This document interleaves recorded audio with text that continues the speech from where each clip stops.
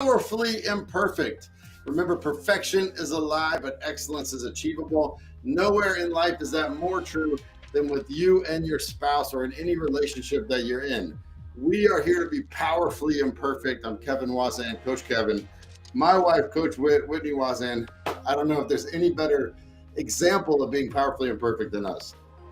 I still giggle because every time you say powerfully imperfect, I'm like, wait a second, you're not perfect. Yeah, I'm sure. I'm sure this what goes through your head is, "Oh, wait a second, you're not perfect." Yeah, you can tell all the different ways, right? In Listen, fact, I married you for a certain purpose, babe.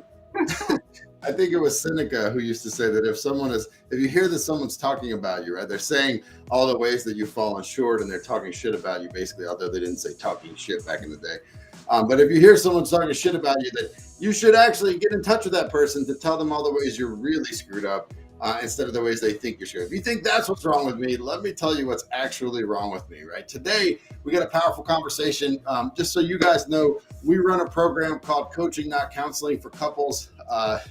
We're not here to sell you anything today. We're here to just deliver value. But if you're a couple that wants to be coached, we can help you there. What's the difference between coaching and counseling? Well, counseling is counsel by a professional, usually to heal past damage, figure out who you are, and like settle some things in your relationship. Coaching is a coach. It's actually like a stagecoach or a bus. Coaching is all about going from where you are to where you want to be. And we found that there's a lot of couples who don't go to counseling or therapy because they're like, hey, we're not really that fucked up. Like, great. But where are you going? What are you creating together? We have a powerful program and powerful messaging to get you there, to give you some tools to really take your couple to the next level, especially couples who are either working together or both working at the same time and trying to manage a home. We're exceptional at that, and we have a lot of great content for it. I mean, what's been your experience in coaching of power couples? Well, the idea of being able to coach and bring action in their lives, right? So it's one thing to talk about the things that we want as a couple and what we want to do in our life, but it's another thing to actually take the action and move forward. And that's what I love about having couples together, because as a couple, we want to go along as a unit. And going along as the unit is us creating action in our relationships to move our relationships forward and not just to stay stagnant. Yeah, one of the things that we start off with talking to couples is, hey, what is the purpose of your marriage? Like, what is the purpose of your marriage? And that's a tough question to answer. In and of yourself, you may not have an answer. Now, think about this. If I asked you and your wife or husband separately, would you give me the same answer? And most of the time, that's no. Most of the time, I say, what's the purpose of your marriage?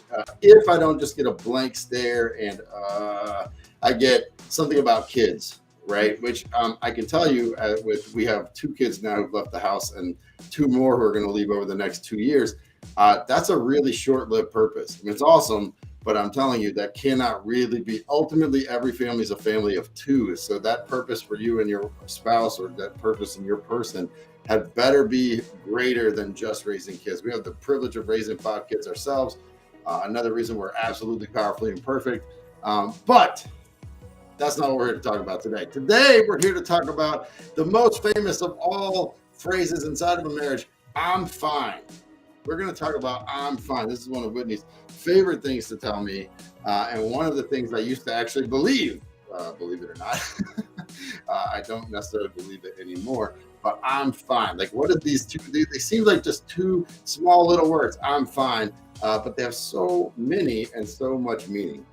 Listen, having coached as many women as I have, and just being a woman, period, and dealing with my friends and my sisters and my mother at one point, I have heard this phrase, I'm fine. And I have said this phrase, I'm fine, so many times that I get annoyed with myself when I actually say I'm fine when I'm not. And what this has created for me inside of my relationship is distance. The second I say I'm fine when I'm not, like, I start like with this shovel of digging this hole that I'm actually digging myself into, because I'm not allowing myself to communicate with the person that I love most in this world. Yeah, I think the real damage of saying things like "I'm fine." I know we're Wiz giving her side in our relationship. It's Whitney that does it. We give a lot of shit to the women on that side, but we all have the things that we say that are just stopgaps and not the thing we really want to say. They're just the thing that says, "Hey, don't talk to me right now," right? And I think one of the problems, like the first level of this problem, the first level of "I'm fine" problem is when it's believed, right? I have an entire training series. If you ever do couples coaching, or if you ever do any of our couples programs, you'll see a video with a bunch of guys saying, "When you say I'm fine, I believe you." Because the first problem is actually sometimes we just believe you. Hey, I'm fine. Now, there's two layers to that, right? Well, hold on. Do they really believe? I mean, if I say I'm fine, do you really believe that? Like, because I know that my face gives away pretty much everything that I'm like. I was not born with a filter here. I can pretty much say everything that I need to say without even opening my mouth. Right, so which is why Whitney voted for this to be voice only podcast with no video for that exact reason. Like, everyone's gonna know what the hell I'm really thinking, which is great. It's a great reason to force yourself to be authentic, because we're all gonna know anyway, right? So I would say at this point in our relationship, 13 years in, no, when you say I'm fine, I don't really believe you unless it's true. I mean, there are times you are fine, right? There, and we'll talk about that in a minute. I think at this point in our relationship, do I believe you when you say you're fine? No. Was there a point in my relationship where where I did believe you? Yes. And I think a lot of guys either don't ever try to understand beyond the meaning, or they just are very trusting. Like, okay, she said she's fine, right? I think there's two layers to this believing. There's the first layer of it is I actually believe you.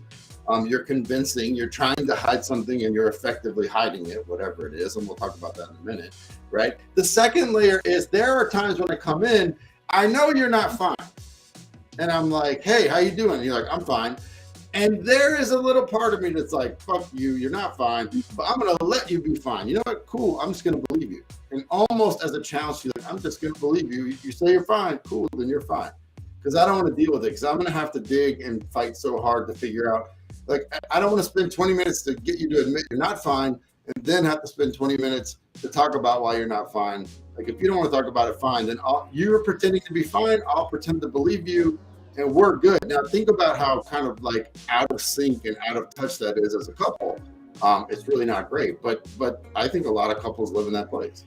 And don't you think there's a layer too of, I know for me, there's been moments where I've said I'm fine, and you just don't want to go there with me. Like, you don't want to take the time in that moment to even discuss that. I know that I've heard this from other couples, that the husband hears his wife say I'm fine, and he's like, okay, she's good. I want to go and do whatever I was doing and not create that moment of communication, because obviously she doesn't want to talk about it. This is not women specific, right? Because I know that there's and I think guys say stuff like, I'm good, I got this, I'm good. Like, I think we kind of do it in a little bit different way, which is like, good, I handled this, right? Which is total bullshit. Like, I've seen guys do that about things like a parent dies, and like an hour later, I'm like, hey man, how you holding up? I'm good. No, you're not good. Like, there's big shit happening, but that just means I don't want to deal with it right now. I don't want to unpack it right now. I feel like I would be weak if I showed this. Like, it may be different words, but essentially it's the same version of I'm fine, right? This isn't a man-woman thing. At the same time, though, I will say, having coached hundreds of couples, it does tend to be, I'm fine tends to be something associated with the wife that the husband then pretends to believe because it's just more convenient. It's tough, because if you don't want to tell me something, it's a lot of energy to go drag it out of you, and you obviously don't want that, right? My thing is, what starts to happen if you're not careful is we both start lying to each other. You're lying that you're fine, and I'm lying that I'm accepting that, and now we're completely out of integrity as a couple. We've now created a problem that wasn't there. Well, it's exhausting to mine information from our partner, right? Like, I have to like get in there and like start, and I say mining, like a coal miner or whatever, to dig out the information that I'm seeking, because I know something is wrong. I know something is not right. And I think one of the biggest things for myself that I am continuing to learn, and that's this powerfully imperfect version of myself, is that, okay, I want to just say I'm fine because I'm not willing to go there. I don't want to create the vulnerable stage because maybe I'm in the middle of taking care of kids, or um, name whatever is on my to-do list that I'm actually functioning there right now, but or I just emotionally am not available. And instead of saying I'm fine, I can just come up with the first thing that actually came to my head. Like, I'm just overwhelmed right now, or I'm feeling sad and I don't know how. It gives the other person an opportunity to say, okay, I'm going to hold space for her or him, because obviously I know that she's not okay or he's not okay. And I now have the ability to hold that space instead of either ignoring because I don't want to have the energy to dig in, or the effort to mine into my partner and figure out what's actually wrong. Well, I think that's when we say I'm good or I'm fine or whatever. I mean, that's an important piece. Is like, what are we really saying? So if you find yourself someone who says I'm fine or I'm good a lot, the solution is simple but not easy. So I want to like reiterate that the solution is very simple but not easy at first, especially when you've been in the rut of saying this for a long time. The solution is say what you're really thinking. Say why you're saying you're fine, because your thoughts are kind of rolling like, I don't want to talk about this right now. I'm fine. So if you can back up and just say out loud, I don't want to talk about this right now. That may be its own fight. I get it. But that at least is real. At least there's an integrity and truth inside of the relationship. I mean, if you think of all of the different things that I'm fine could mean, I don't want to talk about it right now. I am going to just have to pack this away because if I talk about it right now, I'm going to be a mess. I don't really want to give this any more energy, or I'm mad at you about something else, so we're not going there, or like, I don't want to talk to you about this. That often is very, very valid. That, I'll come to Whitney to try to have her feel better about how I was an asshole. And she's like, yeah, really, you're going to be the guy that said, no, that's not going to happen. Right. So I think that if you can just back up and say the thing that you're saying, I'm fine, instead of, it actually solves the whole thing. Now that requires a partner who will be empathetic and listen, but I think most people will accept that. Now it might start a new conversation, but at least we're dealing in integrity, at least, because I don't want to talk about it right now, or I'm not going to talk about that, are very valid things to say. And what's nice about them, even if I hate it, at least I know where I really stand and I'm not pretending everything's fine. Because there are times when we get into it where I'm like, I'm not doing this. I'm not pretending everything's fine. Obviously everything's not fine. So I don't want to pretend. So can we not play pretend, right? And then a lot of times Whitney will say something like, I'm angry at you right now. This is going to go nowhere good. And if you hear what I really think about you right now, it's going to make a bigger fight. So let's not talk about it.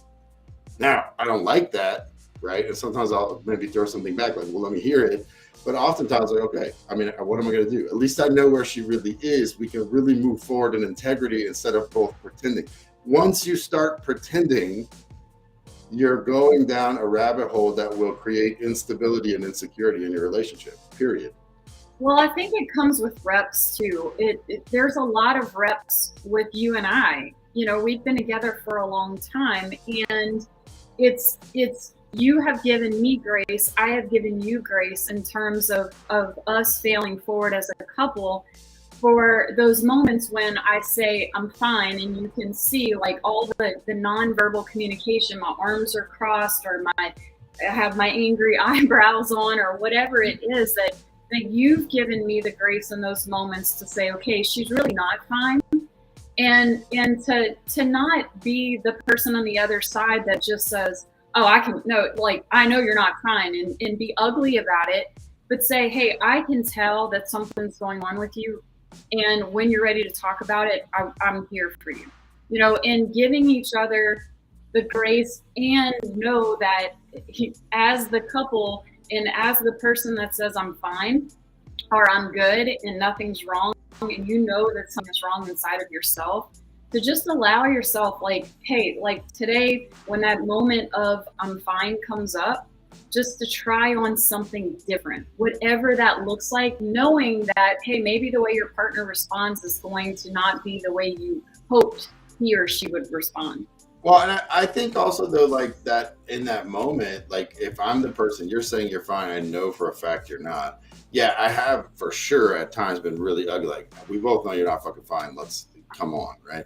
But also other times I've said things like, "Hey, when you're ready to talk about what's not fine, I'm here," and then just leave it because the truth is, you both know. Like if you've been together for any amount of time, you both know when someone's saying I'm fine and they're not really fine. Like you both feel it, you both know it. It's pretty fucking obvious when this happens. So inside of that, me just holding the space, and what I find a lot of couples get fighting about is I know you're not okay with, and you know you're not okay, but I somehow in the moment get this massive need for you to admit that you're not okay to me, to prove that I'm right, I guess. Like it's ridiculous, right? So if we can actually just be confident of like, okay, this isn't reality, right? This is not really I'm fine.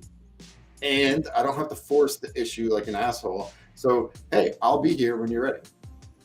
And just leave it at that. Not try to force the other partner to admit because we have some need to be right, right? And inside of us and our relationship and anyone we would ever coach, we are really committed to getting away from right and wrong, because right and wrong is just this endless struggle. It's just this endless loop that it'll just never end. It'll never go away. Like, well, if I have to be right, Whitney's got to be wrong. And for her to be right, I've got to be wrong. So we really live in a world of working, not working. Is this working? Is this not working? So if I know she's not okay and she's saying I'm fine, she must have a reason for that. And so it's okay for me to say, hey, look, when you're ready, I'm here. I don't need her to explain it. I don't need her to admit to it. I don't need to explain it. I don't need to admit to it. Why? Because we both know. We already know. There's so many things in a relationship that we already know. We just, there's no need to admit it. The truth doesn't need to be admitted to. The truth doesn't need to be justified. It just is. So just, hey, speak to the reality and move on with your day.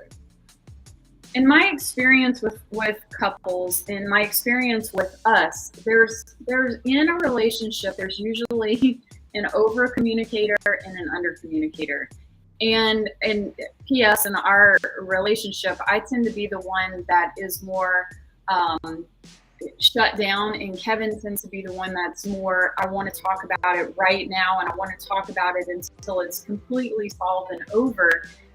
So Kevin, I want to ask you, just to put this out there for everyone else, when I get super closed off with I'm fine, what does that create for you inside of our relationship, inside of our communication? I mean, I'm fine with it. So think about what just happened right there, right? It creates this crazy like dissatisfaction. Like it's like, okay, I know this thing is sitting in the room with us, whatever it is. Like there's definitely me, you, and this whatever you're struggling with. I know it's here, and I'm saying, hey, how you doing? Now I want to talk about the problem of how you're doing right off the bat, right? Because actually sometimes the question itself is the problem, but I mean, it just leaves this big unexplained thing. And what I'll do if I'm just totally open is I start wondering what I did. I start, oh, what did I do? Or what could I do to fix it, right? The natural tendency for a human being when there's an unexplained negative, right, is to think I did it, like it's my fault, or I need to fix it. This is mine to fix, right? And so that's normal. That's your kids, that's everybody. Like any human being, unexplained negative, right? They're going to think it's my fault or I need to fix it. And so once I walk in, I know that something's going on with Wit and she says I'm fine. I immediately go in my mind to, well, what did I do, right? And if I can't figure anything out there, then I go to, well, what do I need to fix? And if I can't figure anything out there, then I get really frustrated because then I just don't know. And now I feel disconnected and out of touch, right? Where if she said, I got something big I'm gnawing on. I can't deal with it right now. I don't want to talk about it right now. It's not you, or hey, it has to do with us, and I can't talk about it right now. At least it would be kind of identified. Okay, cool. It's nothing to do with me. There's just this thing in the room. And I think there's an annoyance that comes up with I don't want you to fix it. I don't want you, especially because we're both coaches, so we fall in this trap of, okay, do you want me to be your wife right now, or your husband right now, or do you want me to be coach with? And what I've learned is just coming out and saying, hey, look, here's how I'm feeling right now. I don't want you to fix it. I just want to have space to be able to dump.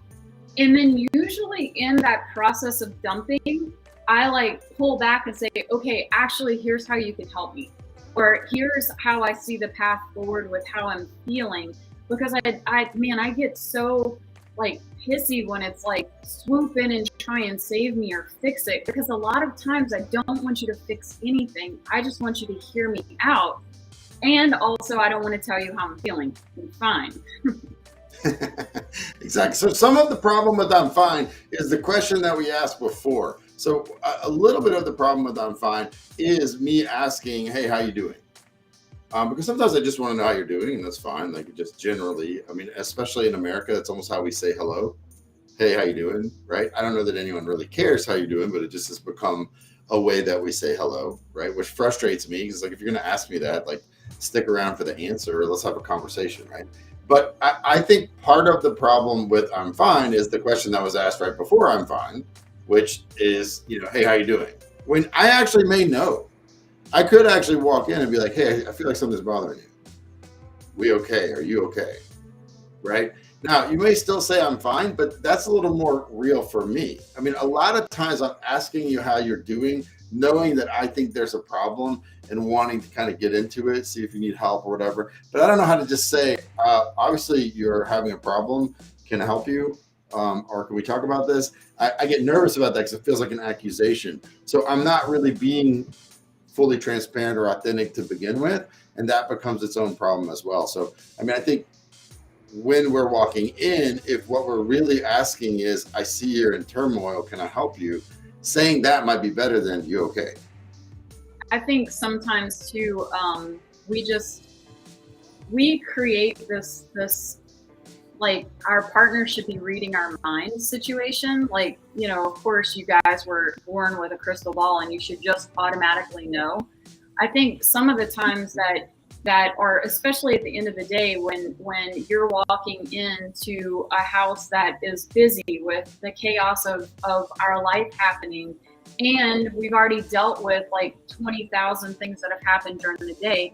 I think sometimes what happens is I expect you to just automatically know what I need and what I want, and that you should just, put on your cape and like fly around the house and do all the things that that I want you to do. So I think that's an extra added layer to, instead of me saying, hey, I'm fine, being like in the moment, hey, I'm overwhelmed right now, and this is why. Can you help me just do this one thing to take something off of my plate? Which doesn't happen a lot of times. I just assume that you'll automatically know that because of your crystal ball that you were born with. And so then I get even more twisted up in my story of, yeah, I don't even want to ask for help now because I'm living in this. I'm fine. He should have already known this. Well, and as a testosterone-based being, right? So men are testosterone-based, women being estrogen-based, right? This is just biology. Like the biology of testosterone is results-driven, is find an outcome, right? The biology of estrogen is connection and creating community, right? So it's very frustrating when I hear this is the problem. Well, I naturally, as a testosterone-based individual, say, well, let's fix it. All right, that's my job, right? And it sometimes really gets frustrating because there are all these silent imaginary things I'm supposed to know to go and fix. But then if I ask, no one says what they are. And so the things that I ask about, then the answer is, I don't need you to fix this. Like, well, damn, there's all this stuff I'm supposed to know to fix without ever being told. I just assume maybe this was one of those things. Like, so there is a dynamic, right? This is biology. I know we think that this is, male, woman, cultural. There is a biology at play inside of testosterone versus estrogen, where estrogen is going to default. This doesn't mean that every woman is this way. It just means that that's how the biology, that's the instinct underneath it all, right? Of course, we have a divine choice on top of that instinct, but the hardware is to see community first, and then results come from community. Where with a testosterone-based like male, you're going to be results, and community is created from the results. Now, on the surface, those things seem very similar, but they're not. They're reversed. So I have to constantly remember that when Whitney's saying I'm fine, it's for the sake of the community, and my frustration that I'm fine doesn't get us a result.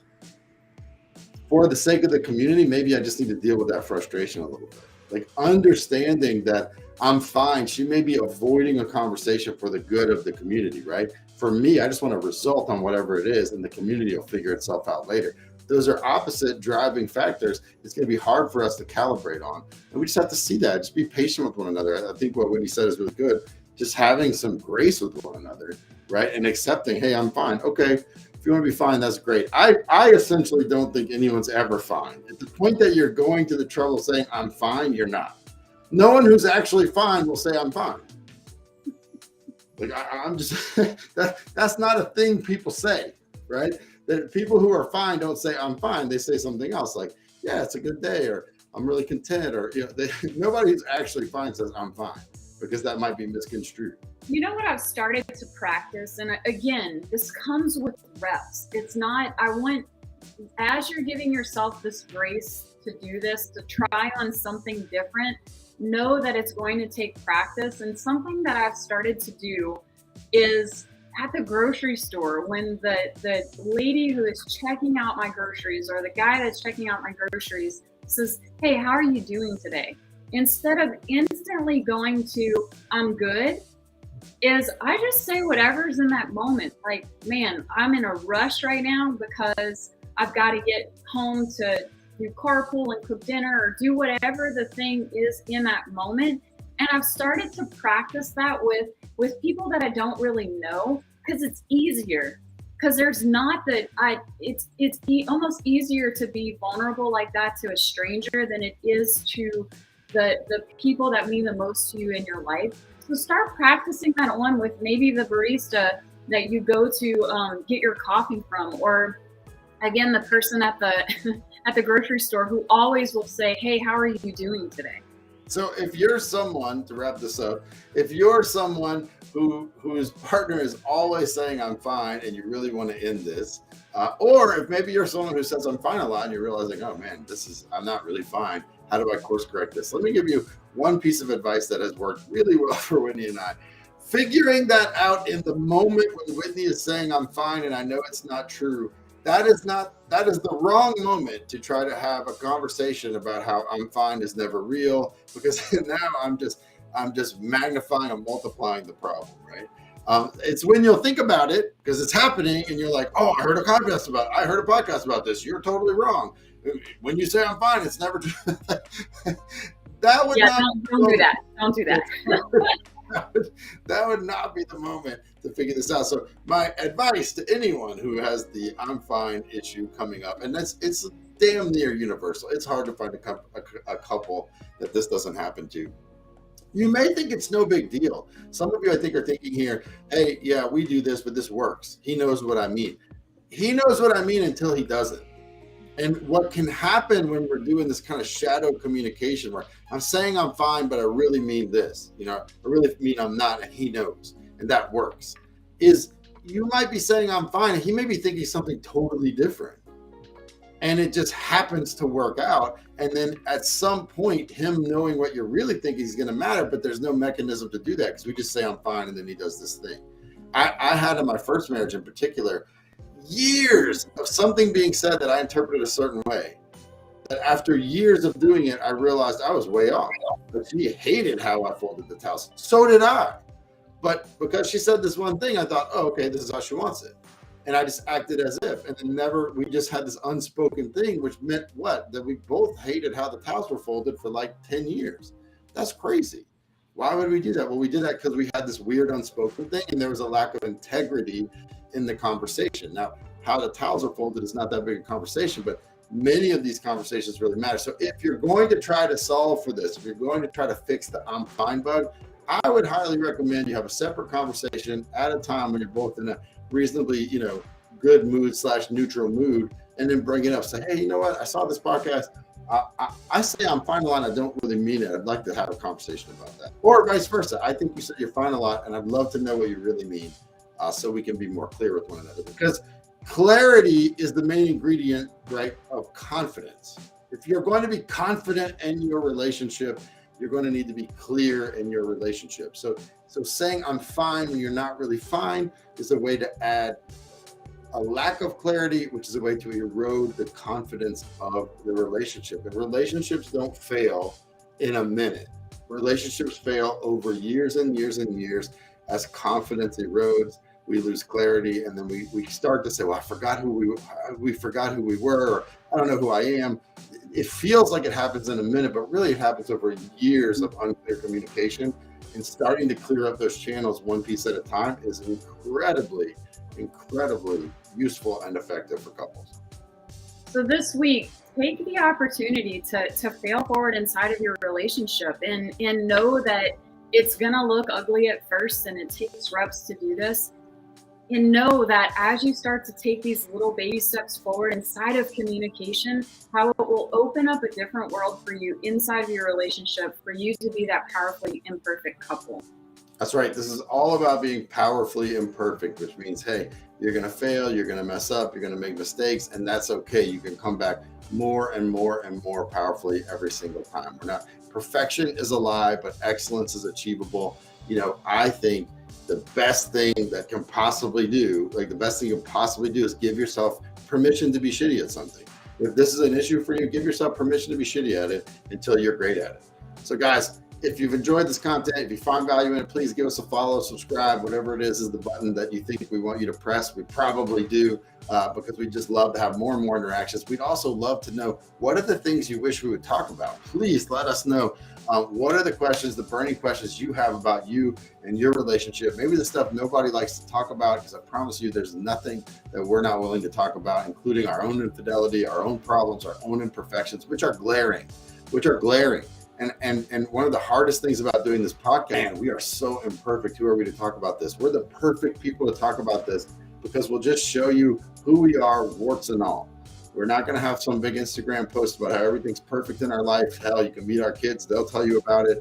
Hell, you can meet either one of us. We'll tell you about it. And I think that's what we're going to bring to you that's very different. Just a very grounded, authentic version of how to have a powerfully imperfect relationship that actually matters.